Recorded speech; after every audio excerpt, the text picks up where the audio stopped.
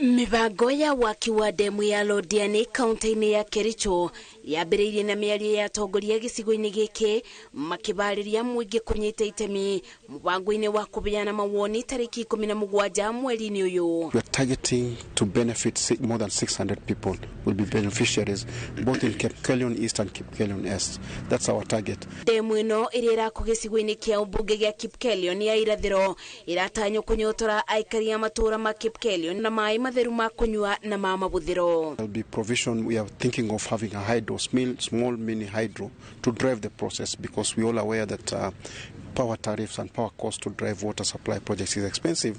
So we intend also to have a mini hydro within the dam to drive the dam process. And if there'll be more than enough, then we'll sell it to the national grid. Mũmbunge wa gĩcigo gĩkĩ augĩte nĩguo gũkorwo na ũiganania arĩ mĩgũnda ya wĩbutĩtio mekũrĩbwo nĩ thirikari o mũndũ kũringana na ũnene kana ũnini wa mũgũnda wake. Gearing towards that issue of compensation, and I want to assure the residents or the PAPs who are going to be affected by the dam that they are going to be compensated well. The National Land Commission is going to do the valuation, and then we'll move forward.